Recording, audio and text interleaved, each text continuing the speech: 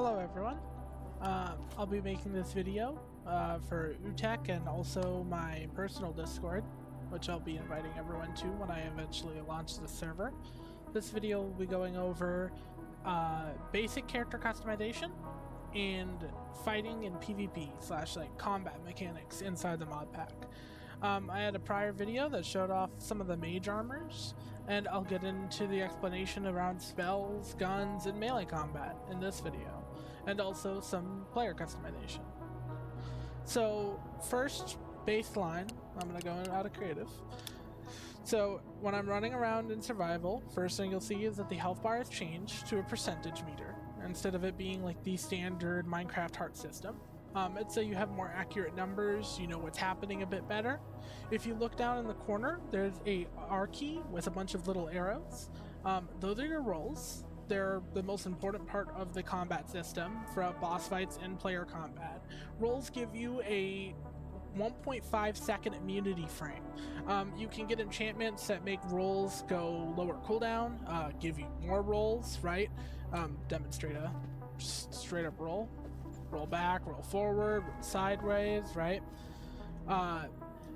They are key to the entire combat system because dodging large mage skill shots, sniper rifle, large melee swings from cleavers, scythes, and such are extremely important in the combat system.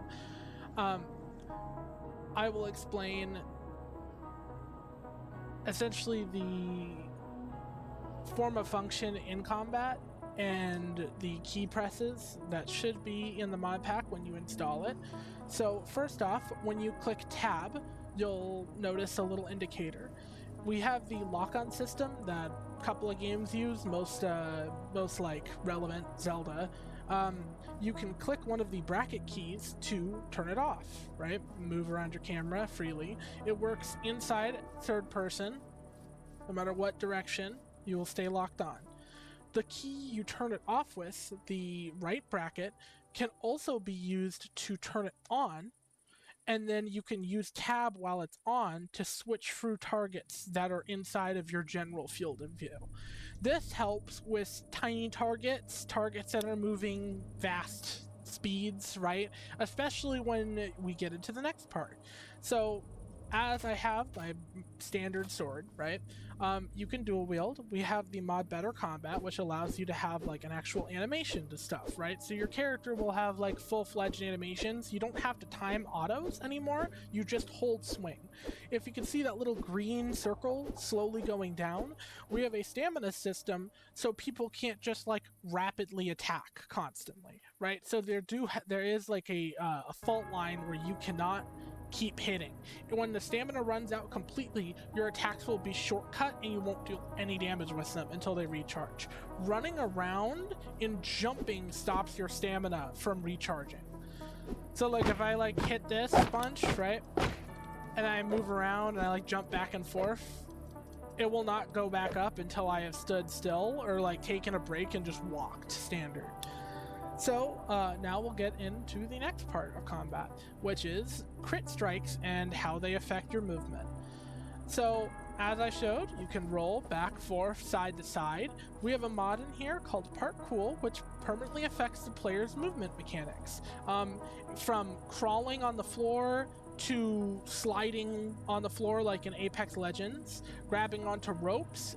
If you were to fall off a cliff and you hold on to the side of a block and hold right click, you'll actually stay held on to that block, right? So the movement from Parkour adjusts your player's animations and movement, as you can see from like the run animation, right? I'm going to untarget this. Just like standard run around, rolls. And the Parkour mod has its own roll system that you will use after you are out of rolls on the Better Combat rolls, right? The Parkour rolls do not offer invulnerability frames. They are purely for momentum / movement, you know, getting out of a jam, getting into a jam, essentially, so on and so forth. So now, if I jump and swing, I will enter a slow fall state. So we have something that is akin to bullet time. Whenever you land a crit and you are in the air, you will enter bullet time. If you hold a directional key, so AS, W, or D, right? And you hold shift while you're in it, you will perform an action to either move away, go forward, or attack. So like, here's side hit. Here is a, let me target a thing so I don't have to keep realigning my camera. Here is, if you click shift again, you'll go up, and then if you hold it, you'll do a ground slam. If you go up and then hold your dash key, your sprint, and hit W, you'll kick forward at the target. And this applies to all weapons. This applies to skills, magic attacks, your armor's passive hits, gunshots, all of that. So you can get essentially ridiculous levels of verticality and movement during combat against another player or boss just by landing good critical hits over and over, right? And they also let you reposition or do more damage. So like if I wanted to, I could get really far back. So like if you were a mage, let's say you have a staff or something, you're not really going for melee, you could essentially try to go for a cheap crit hit on a melee to get away from them, right? And like reposition yourself. And now we get into better combat. So, as you saw, I have 2 swords.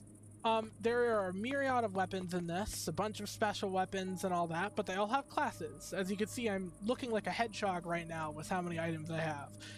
This is a part of the customization feature. All weapons in the mod pack can be turned like visually into the other weapons and items in the mod pack. You can adjust the enchantment glow color on everything, like all your gear, all that. And you can also turn off and turn on different weapons and items basically being on your person and on your body.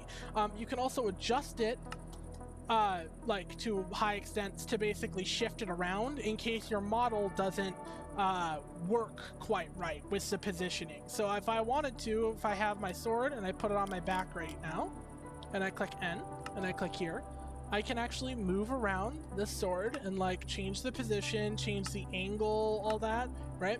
And you can also like link it to a body part so it will move with that body part. So if I linked it to, say, my legs, the sword will move on my legs like it's like tethered to it, essentially.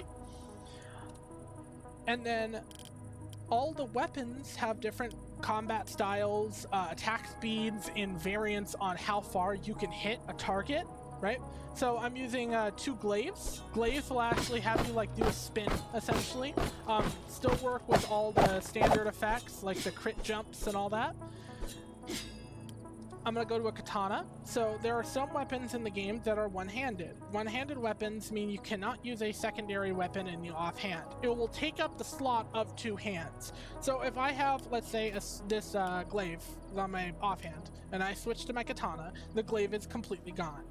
On some weapons, very specifically, some of the special weapons, you will want to make sure you have an empty hand slot in the secondary one. So like, as an example, if I have my katana in this hand, and I switch to my warglaive, and I have my secondary warglaive, I can swing, right? And I can switch to my warglaives just fine. And then I can move to this and attack with this instead, right? The katana, the one-handed one. That can come in handy depending on what type of combat you're doing. So especially if you're melee, you can end up switching up combat styles and range variants depending on how far your enemy is. So I have a claymore right now. Claymores are big, heavy swings that take up a bunch of stamina, but do extra damage, right? Long range as well. You want to know what's higher range? Literal throwing stars. So these are the Shakrams, Aphelios League of Legends moment. They are the highest ranged melee weapon in the game. As you can see, nice pretty animation on them as you're going forward and swinging. Switch out to the scythe. But these are just generally the combat styles you'll see in the mod pack for melees. There is some variation, but usually they use the same like animations essentially for the different weapons. And now that we're done with all the melee items and explaining like the general logistics of melee and movement, we can get into the next part, which is archery. So as you see, I got a little quiver on my character. I have a bow. So there are multiple styles of bow. All of them have different draw speeds and strengths. So if I hold down, charge this up, you can see the little arrow icon charge up. It uses up a bit of stamina to charge your bow.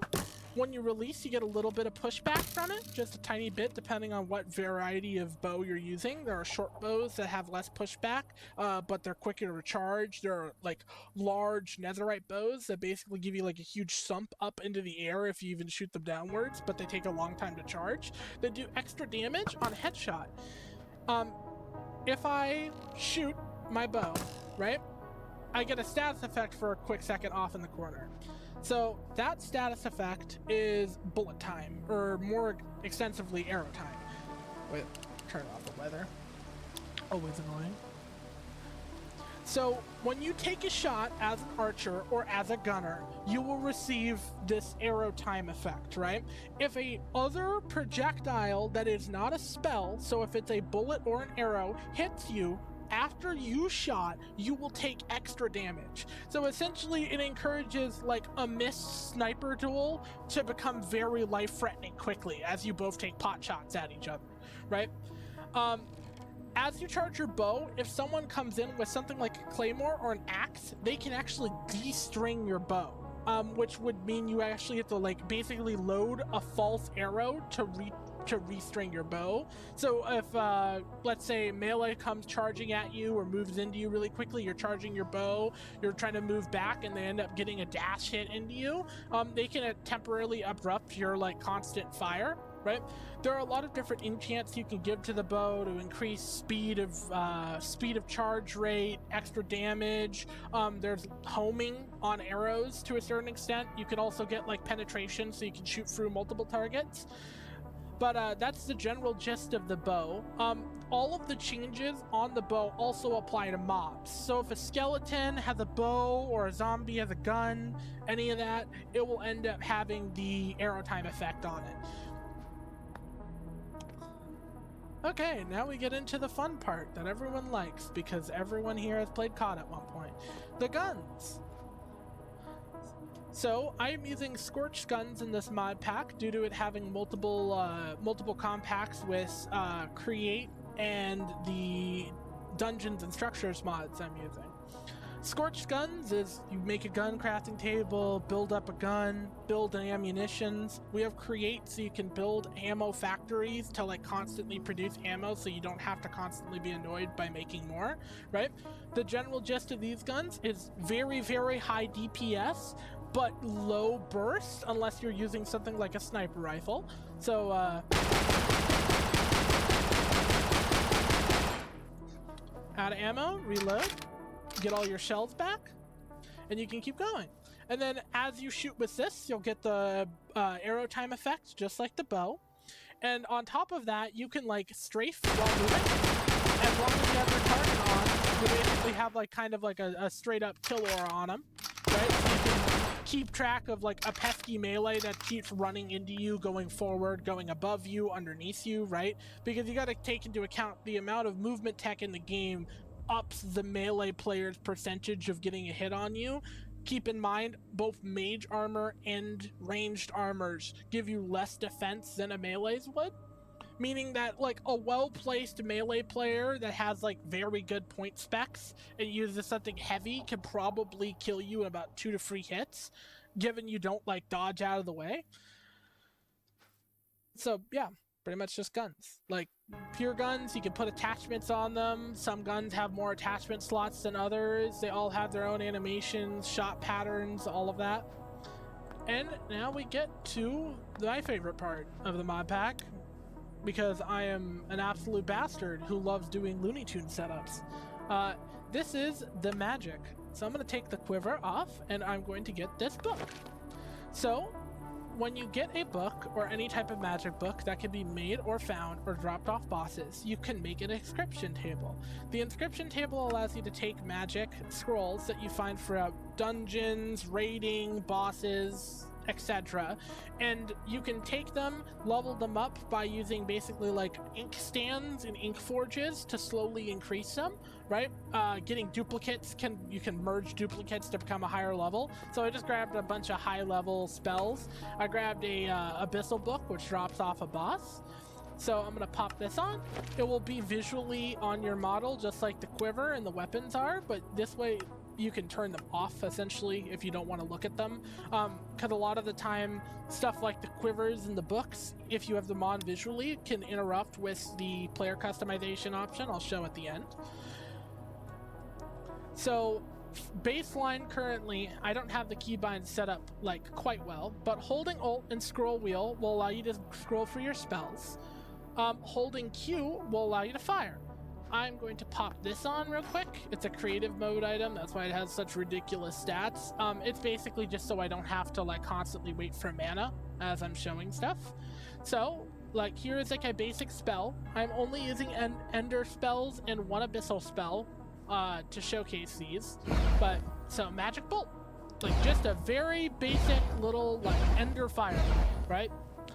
Magic arrow. Summon an arrow. This arrow can pierce through terrain.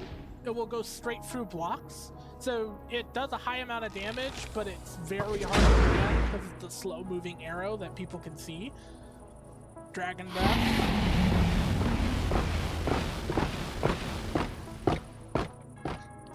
Now here's where stuff gets fun.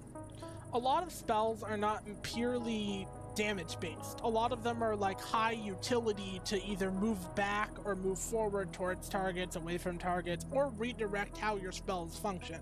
So this is Portal.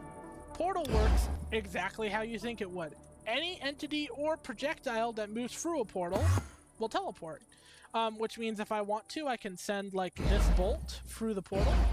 Actually, wait, no, I gotta do a physical object. Yep, there it goes. There goes the arrow. Kind of hard to see visually. Might be able to turn shaders off and make it seen a little bit better for like the arrow transisting. Right, there we go.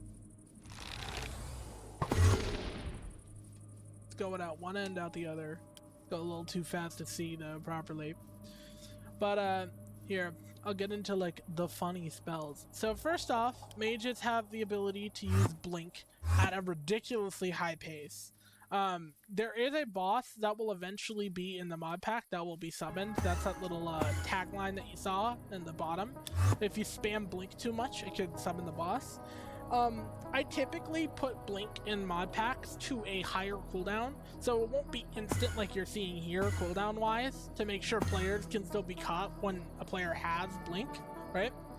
Now we'll get into some of like the funny spells when it comes to like combo making and fury crafting with the magic system. So Echoing Strike applies an effect to you. While under the effect, you can read it, right? Essentially what it does is it empowers your melees to become magical. So if I use this sword swing, it will shoot off a little magical bolt at the end of the swing. These will charge up on particles. That magical bolt will do AoE damage, and it scales off of your ender spell power in the power of your melee attack. Thus battle mage builds and such like that. Now we get to one of my favorite spells when it comes to creative use, the black hole.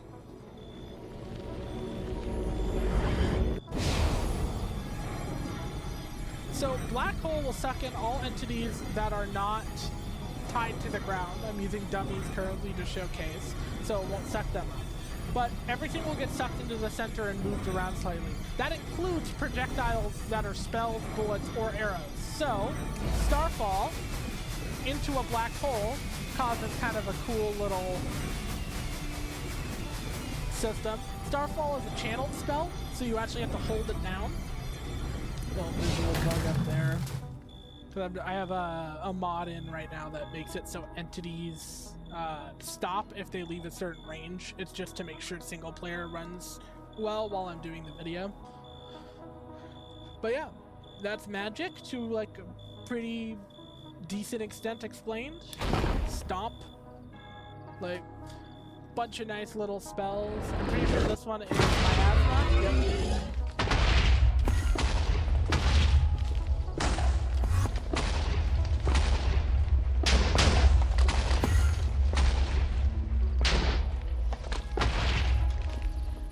I need to read this spell thing. So when you get a spell on a book or something that says you cannot understand the spell, some spells are eldritch, which means you actually have to get a piece of eldritch knowledge to use the spell. So if I get an eldritch manuscript and I use this, I'm pretty sure it is Shadow Miasma. There we go. And let me cast this. Visual spells. You hear that ringing in your ears? Shadow Miasma is a wave dot that applies on your autos as well around you when you cast the spell. So all of those dummies are currently burning for the next 16 seconds as the effect is up. Let's walk away from that due to the amount of audio clutter that is gained from it. Now I'll show off my favorite part of mod packs I typically make. So I am a large fan of player customization in Minecraft. I think it is one of the biggest pluses Minecraft can bring to the table. It allows you to basically play out any ability fantasy, any character fantasy, right? If you want to be like fucking massive ogre running around with an axe, or you want to be some like random twink mage, right? Everything is possible, everything is doable to a certain extent. I have a mod called Figara, which makes that much easier. So if I switch over and I load in my model, we'll see that I am my VTuber. I have all of my little characteristics, all of the animations and such work with it. Items that are on your person, visually, don't scale with your height when you use Figara, because Figara just changes your visual model, not your actual hitbox in your model. So as an example, I look much tinier than I was originally, right? When I'm inside of my normal player model. But the hitbox on me is still the exact same. Figara has a lot of interesting interactions with mods animations. To some extent, some stuff works perfectly, some stuff looks a little wonky. So as an example, if I grab my swords that I was using earlier and I swing, the swings are kind of up tilted because my character is shorter, so the access on the swing animation is a little messed up. The swings still work functionally the same, still have the same hitbox, same height, same reach, all of that. This is basically just a mod to add player customization and cool model differences. Depending on how modded crazy your model is, it won't even change animation and you can still use stuff effectively the same. I think I have one in here. I believe I have a chain chomp. Yeah, this model wouldn't change any accessories or anything your character is wearing or has on their being, because it's basically a vanilla player model outside of one cool thing. It holds stuff in its mouth instead. So the swings are going to look a little wonky. Now I get to kind of the creme de la creme. This is the biggest part of the mod pack when it comes to choice operating outside of the skill tree, which you can reset at any time.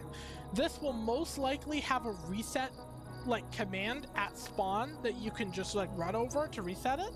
But this is the Origins mod. It adds in playable races that affect your gameplay for the rest of the game's duration.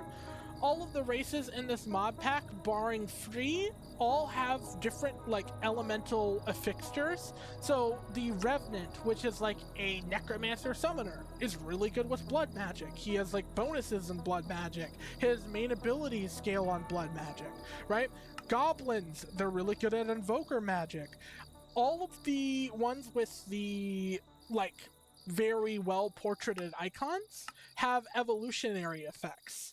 So if I was playing as a goblin and I've either killed the Ender Dragon or killed specific bosses in the mod pack, I will get a mutation potion which can evolve me. The evolution causes you to turn into an ogre. It is not a strict upgrade on most of the evolutions. It is a change of pace. So if I turn into a goblin real quick, oh yeah, you also have a class system. It doesn't affect much. It's very small stat bonuses. So let's say you're playing as an archer, you would totally go with archer because it makes your projectiles have increased accuracy and you can move quicker while you're drawing your bow.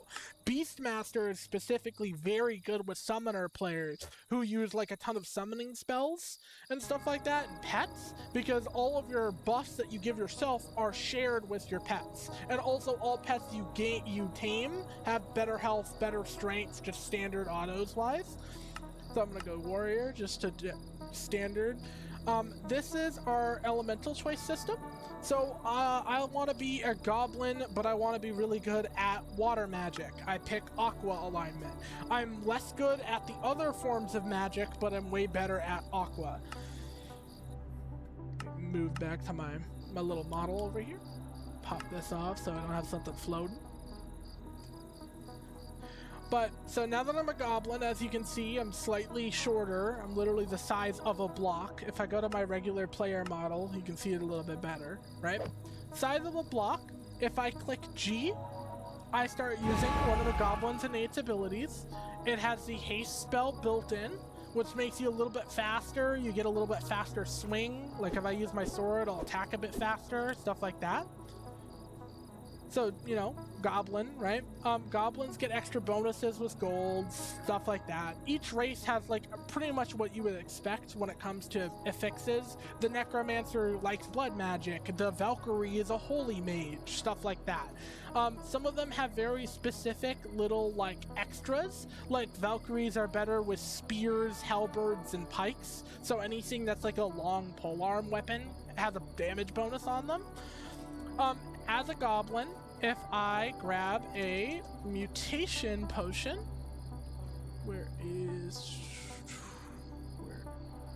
there it is, mutation potion. So these would drop off of either an Ender Dragon or specific bosses in the mod pack.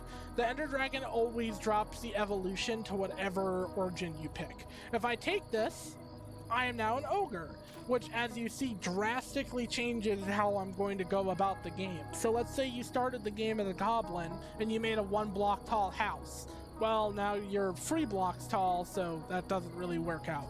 But ogre has its own set of abilities, racial bonuses, and it is technically a strict upgrade from the goblin stats-wise, but gameplay-wise, you're altering how you're hit, how you interact with the environment. All of that can go into like what you're basically build crafting / making, right? So like now that I'm an ogre, my swings do extra damage. I have like a dash as a standard ability. I don't have it charged yet, but if you see the little yellow thing above the little shield, that's the dash bar charging. That yellow thing is an enrage, which just gives you even more melee, right? So I'm gonna switch back into standard human. Okay, by the way, novice is you're just not good at any specific magic schools and you're not bad at any specific magic schools. It's basically if you want to do the avatar thing where you're just sitting there casting like fireballs, electrocute orbs, shit like that, you know, full cycling. But with that said and done, I've shown off the races, I've shown off the player customization, I've shown off spells, guns, and melee combat. I'll leave the rest to when I officially release a pack. Thank you for watching. Sorry about my stuttering and shitty dialogue. I only scripted like half of this.